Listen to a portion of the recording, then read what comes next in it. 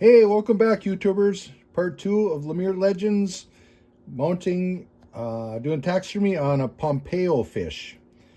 In the last one, we had quite the adventure, and we got our plaster mold all ready to go. We're going to attempt to take this fish out of the box, and it was April Fool's Day, and yeah, I guess I was made the fool. I didn't realize it is April 1st of 2025, not 2024. So, anyways, let the adventure begin. We're gonna take this fish out of the mold, and we're gonna skin it. So let's see how this fish came out. A lot of experience with freshwater fish, doing things like this, but not with an ocean fish. You can tell by our French Canadian accent, we're not exactly by the ocean. So lots of walleyes, northerns, bluegills, crappies, largemouth bass, smallmouth bass, but not a lot of Pompano fish. Oh, Pompano, not a Pompano, Pompano. Golden Pompano. What the heck? This is going to be an adventure. Well, we're just cutting the corners on this cardboard box that was reinforced with gray tape. I'm just going to flop that down. I got a towel underneath here right now for the mess. This is going to leave a little bit of a mess when the About how long sand has it comes been on. since This has been probably in the mold for curing for about an hour. You can see the plaster on the bottom here because the heat rises as we poured this. It's still a little bit damp, but I think yeah, we can get this Pompano fish out of here. Not a Pompeo, it's a Pompano. Sure, it's fun to say, especially when we're talking 1 foot of snow tonight, and That is not an April that's Fool. not an April Fool's joke. So there's our fish. There's our mold. So I'm just checking to make sure that we're cured out enough. You can see it's going to take some more cure time, but I think we have enough to get the fish out of the mold. I think we can do it. So what we have over here is just because we've been at this a long time, we might need a pair of those. Reading glasses, not cheaters, those are reading glasses. A variety of just knives for scraping the skin, removing the eye. This is a serrated knife. It's a fish knife. You can find this in any taxidermy catalog. It's basically called a fish knife, and it's got a serrated edge on it. So I know on freshwater fish, it just helps so you don't blow through the side of the fish or cause any unnecessary rips or tears. But on this ocean fish, we're going to find out, especially since this fish heated up in this plaster mold. It's going to be a little bit delicate, but I think we can do it. It's an adventure. Anyways, so then this is our scraping knife. This can help scrape the skin, and we just got a heavy-duty pair of shears. And this is also available from a lot of supply companies. You want to have a good pair of shears. This will save on your wrists and your fingers, and makes life a little bit easier. So, and of course a good scraping board.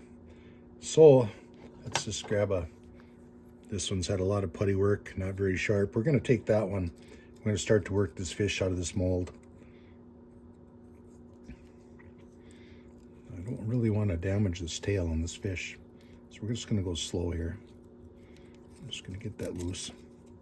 Get my other hand out of there so you can see what's going on. But this is what I was saying in the last video, that you wanted 2/3 above ground and 1/3 below ground. And you can see why.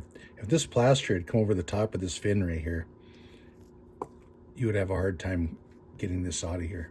I mean, right up in here, right where the bottom jaw is, up in this area, we might struggle a little bit, but it's going to come out of there relatively easy, I do believe. I'm just going to go slow. We don't want to damage those fins.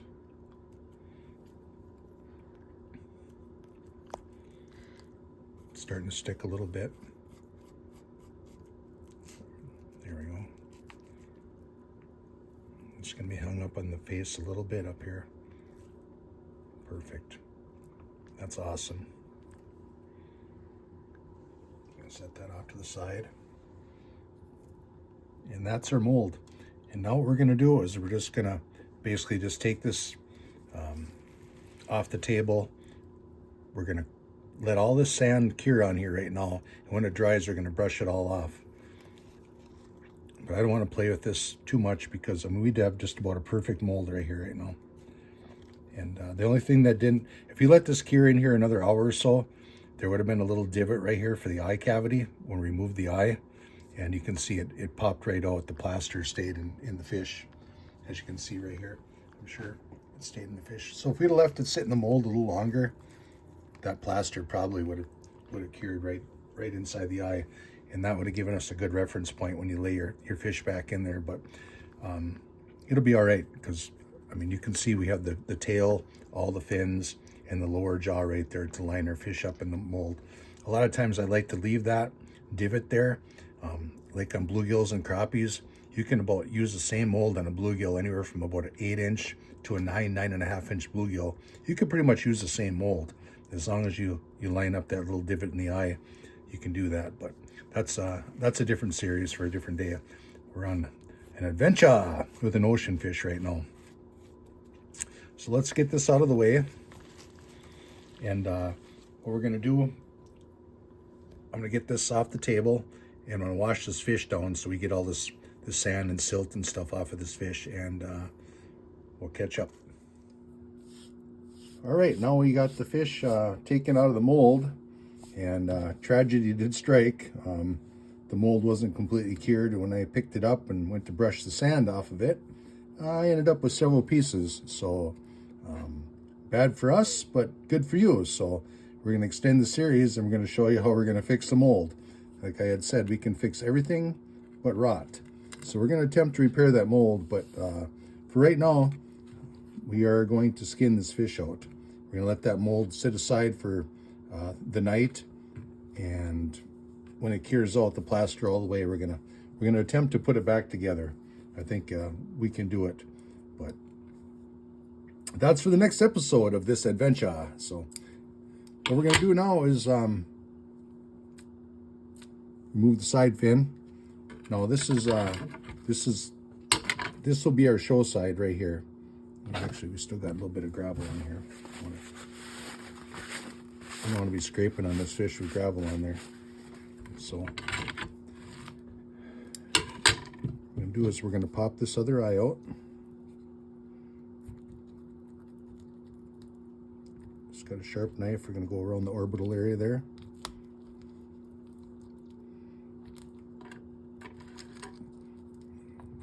Sorry for a little bit of the graphic content here, but it is fish taxidermy and it is what it is. So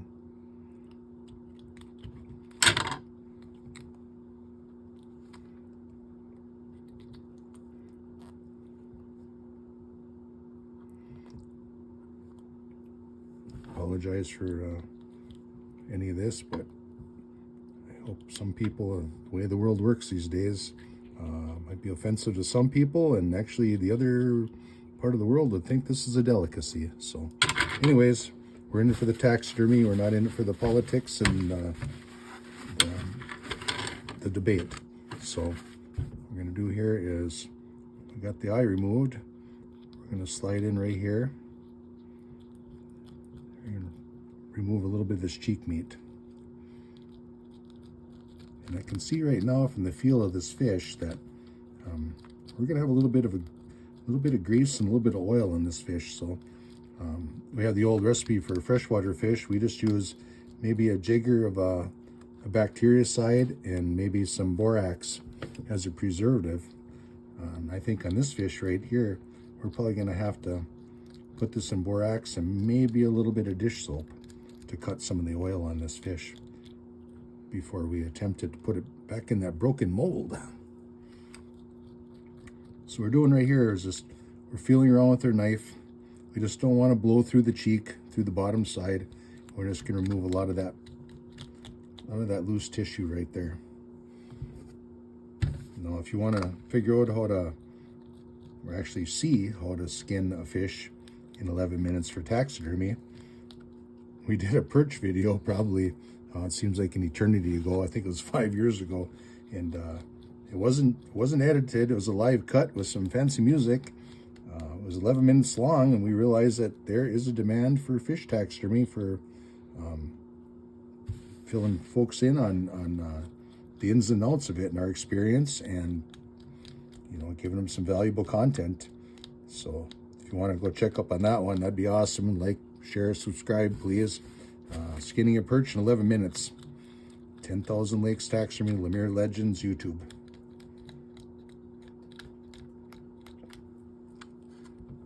If you want to see some more freshwater fish work, just a shameless plug here while I'm working on this fish, is you can check out some more freshwater fish, panfish work on YouTube. I mean, on eBay under 10,000 _lakes _taxidermy on eBay. We have a lot of little Minnesota fish available for sale on there. On the old eBay.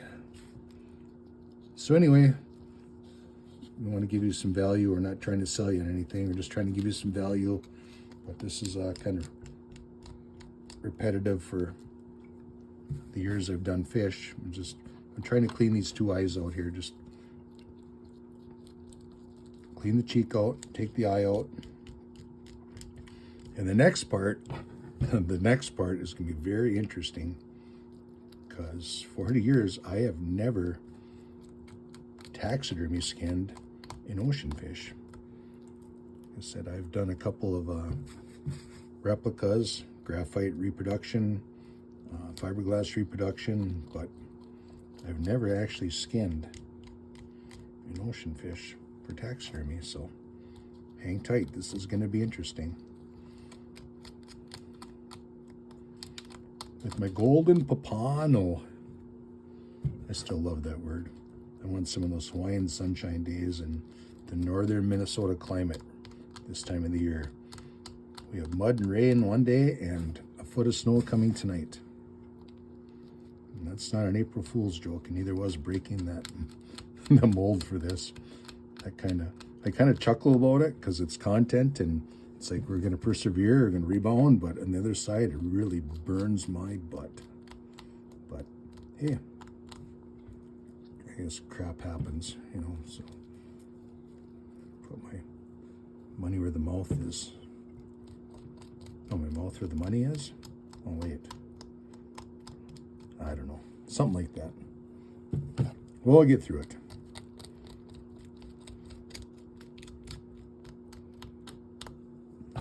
Okay, here we go. We got the eyes taken care of, the cheeks taken care of.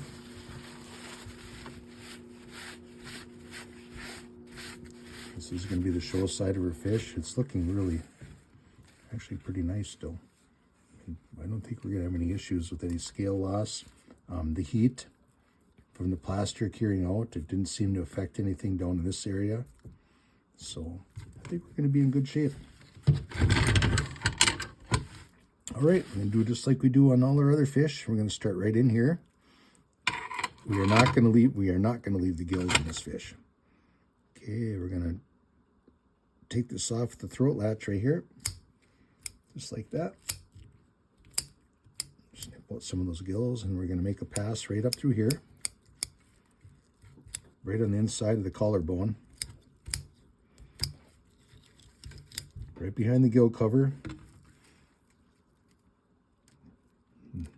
These fish are interesting because most of the fish in our climate, this hard gill cover goes way up here, but this one stops down here. So I think we're gonna come in at a 45 up here. We're gonna try and get this higher so we leave more skin towards the tail of the fish.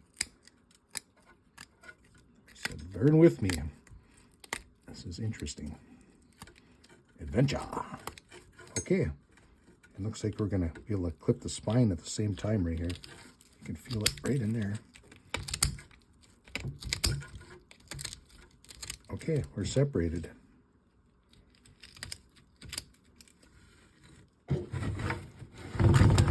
apologies for the graphic content here, but you know what we're doing, and if you followed along this far, I'm sure you're in it for the long haul. And well, if you've seen that, you're probably out by now, so it is what it is.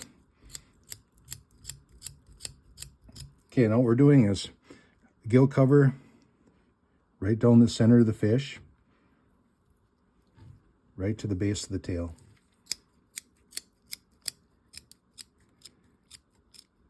And it's going to be a little bit of a trick to get down in here to get some of this meat out of there. I can see that already. And that grease out of there. But I think we can manage. Okay, now we're going to remove this collarbone just because of the grease and oil content that's probably in this. Take that collarbone right out of there.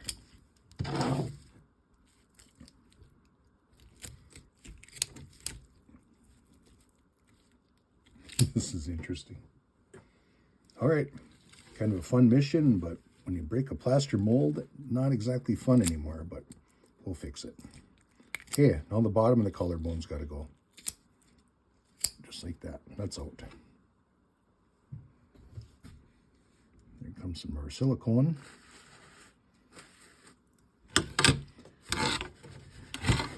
Okay, now this is going to be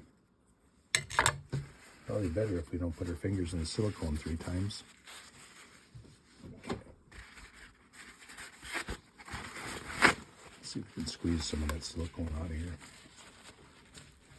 Yeah, we put a lot of that in there.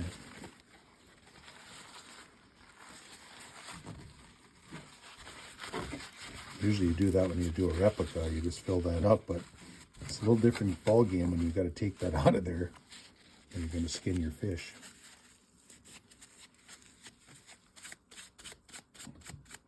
That's part of life, though. You live all these years just when you think you've seen it all. Never think back because you haven't gotten into the world of taxidermy. All right, here we go. Let's see how this works. And like all fish, we go from the head to the tail. Just breaking that skin free, just like that. It seems to be a pretty tough skin.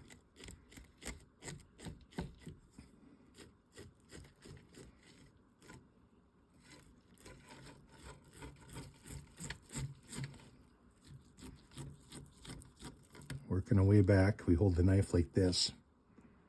Working our way back, not like this. You go this way. You got these extra serrated edges on the front. That's your cue right there that you want to roll it that way.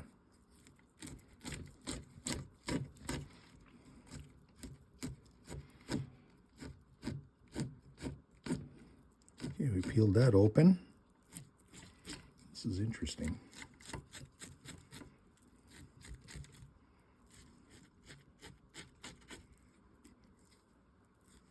I know I always said to go this way, but it's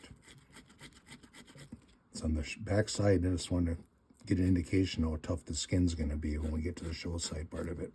And I think this is actually going to work. Down in the belly area is going to be interesting from the heat that plaster created down there. I just hope we don't get a bunch of, rot down here. I think we're going to be in pretty good shape.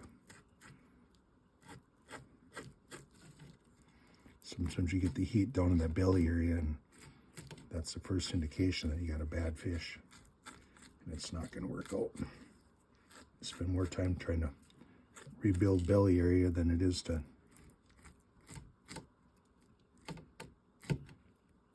just say enough is enough. Okay, so I think we had severed the spine up here. Yep, we're through, and I got my fingers on this side when I got the shears, the tip of it going there so I can feel, so I don't go through. Okay, now we're going to attempt to remove this fin from the meat down here. It's interesting to see. This is really interesting. That bone goes way back. It almost connects with the tail. Usually you get the spiny dorsal and your secondary fins on a freshwater fish. And you can go right in here and you can separate the two, but On this fish, we're not gonna have that. Like I said, it's kind of a come along, follow along, and learn with me as we skin this fish video. So kind of fun. All right, we're getting there. I don't like to fold the skin that much, but we're not really doing any damage. We're not popping any scales loose, so this thing just really doesn't even have scales. They're microscopic. If there is scales, it's more of a thick skin fish.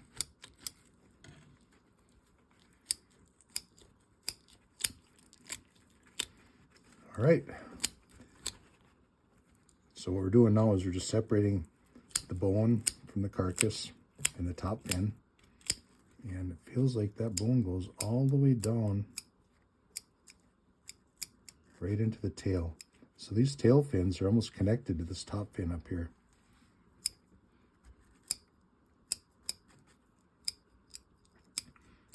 Now I'm just going to nibble at this real slow. I want to get as much of this meat and bone out of here as I can without having to go back in here and dig around a bunch of times, because I'm just afraid I'm going to pound a hole in the show side with the tip of my shears. So I want to go slower here.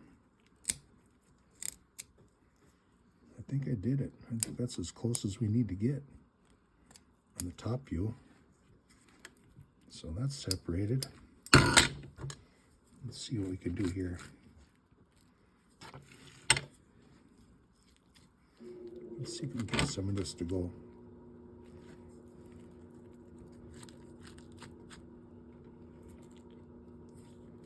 Yeah, we folded the skin. This is what I was worried about right here, that if you start folding the skin and monkeying around with it, you're going to pop a bunch of scales and you're going to have some big black patches here indicating that you roughed it up a little bit much. But boy, this skin is really, it's really tough.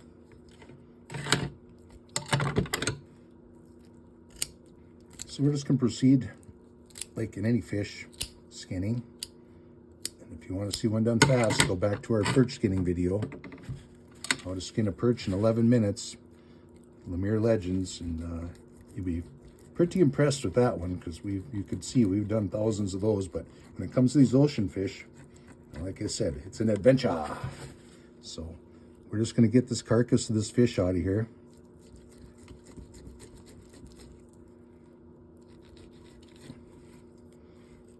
I'm going to try and do this and keep the power of YouTube and the rules and policies in check by keeping all the entrails hopefully inside this carcass. So that's the name of the game here. It's their game, we're just in it. We also have a slower video, how to taxidermy a bluegill part 1, which shows you how to skin that, and he walks you through that one. We're getting there.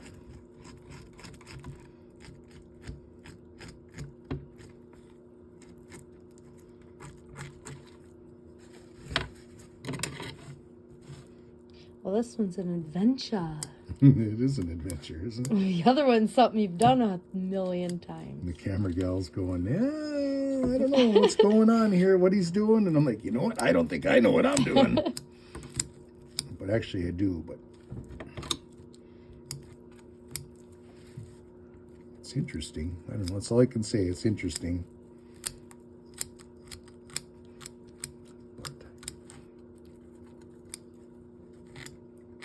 We just want, this is one of the reasons we decided to do these ocean fish is we just want people, it's not the magic and the power of the TV and the movie and the editing, and it's just, we just want people to know that we're real, we're here, this is all authentic and pretty much original content. It's just not like, well, look at that, we painted that in 3 minutes and voila, and it just doesn't work like that. It's an art form.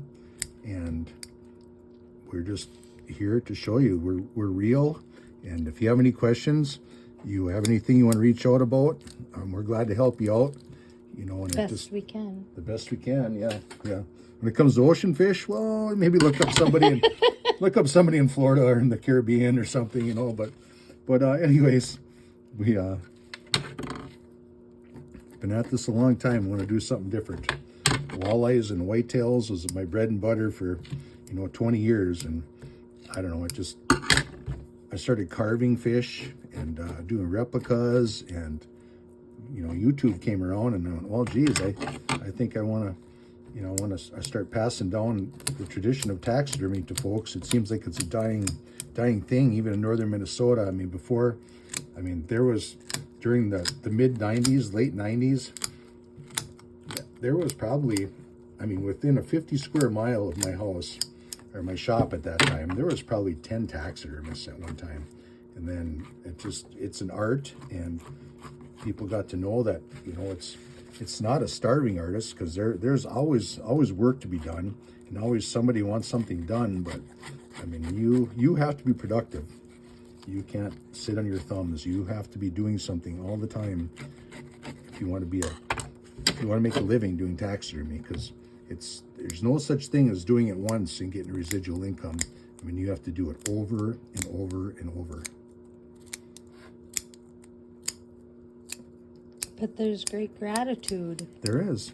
You get crafty, and you fine tune your skills, and you figure out, it's something to be proud of. You put that on the wall and go, I did that. Or, I got a guy, chiropractor down in Florida, who's bought probably 50 panfish of mine, and it's kind of cool. He sends me pictures and goes, look at my office, and it's all stuff I did. And I'm like, over a 3-year period, and you go, wow, that's pretty neat, So it's just not always the money when you're an artist. It's not always the money when you're an artist. It's like the camera gal here says. She says it's gratitude. It's share the knowledge. Share the knowledge. Carry it on. Pass it on. Pass the torch. And if this was an Olympic race, I would be down. We've never done this. I don't think I'd even got to the Olympics. But we're gaining. We're just plugging away at this. We're wrestling it. But like I suspected, this is a tough skin. And it is definitely oily. So it's more of a consistency of a trout or a salmon up here for the oil. So I know we're going to have to preserve this in borax, and we're going to have to wash it in some dish soap and water a couple of times before we put it in the mold. And that's if we can get that mold back together, but we'll find out in the next one. If not, we got 2 other ones we're going to try, different ocean fish. Yeah, we got backup plans. We're having a heyday at the market. Yeah, it's northern Minnesota. We have a backup plan. You better have, if you think you need 3 cords of wood in the woodshed, you better have 8. So we're down there, instead of buying 1 fish, we bought 3. Different ones. We got a milkfish and a tilapia, just to give her a shot and see. Yeah. And the reason we did that is we just elect to do that same thing. The entrails weren't removed. They weren't gutted in any way. That was the first thing. So we can make molds of them that maybe won't break. And they all seem to have different scale structures. So, the tilapia looks like it's got scales more like our trout and salmon up here, which is going to be a little bit of a challenge. And the milkfish looks like more like the scales on a bluegill or a rock bass. So nothing like a challenge that when fishing season's coming up, the rest will feel like a breeze. Yeah, nothing like a challenge. We just got through 11 months of winter here, and we're on 12 today, April 1st. Let's get some more fish for another challenge. We had nothing better to do. Yeah. It's called being cooped up. If you thought there was a chicken shortage, well, welcome to northern Minnesota. Being cooped up. All right. Fish shortage. Yeah. Well, I abused that skin. And I think we did quite well. That actually looks really good. Yeah, we we didn't rip anything, we didn't tear anything. We're in pretty good shape. So it is greasy though. It's really a greasy fish, and I'm guessing that's why they do replicas of this, because with this much grease and oil in a fish, it's probably like one of our we have 3 or 4 species of sturgeon up here that most people just do replicas of because of the size, one, and the catch and release limits and the slot limit and all that. And the other one is when you get a fish that's got this much oil in it, it just won't. I mean, I don't know if it'll survive the test of time or not. I don't know. I won't be here when this one falls apart, I'm sure, but after Hush. after the next 10 days, it still might be on somebody's wall. No, just kidding. But that's why on trout and salmon and everything, they always put, because the heads are so oily, that they always put artificial heads. They cast a head, you put a fake head on it, and also it speeds up the drying process. But that grease and oil, it just doesn't seem like there's any way that you can actually seal that up. And your fish will, it's called bleeding out, and that oil will seep out of the skin, and it'll actually make your paints bleed, even lacquer paint. So, but I think we could probably, It's pretty thin. yeah, we could probably wash most of this out, but this is really strange. I mean, I almost feel like after doing as many fish as I have, I almost really feel lost doing this right now. It's like, where do you start? Everything seems to be a bone and really, really tough.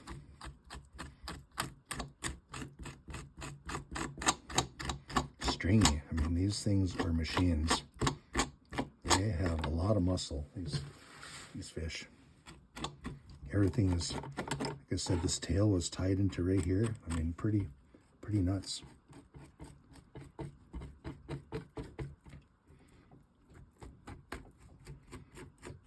Everything seems to be tied together, strong.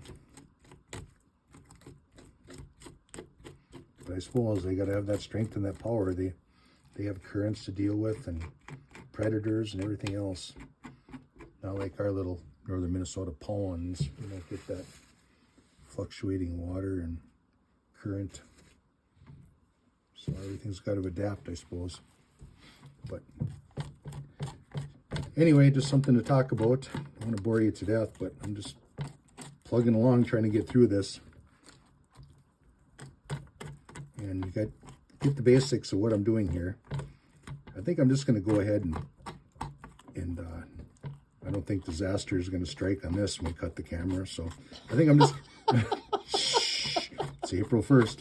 But anyways, let's just, we'll get back to you when we get this thing cleaned up. All right, so we're back here. It's been 30 or 40 minutes since we cut the camera.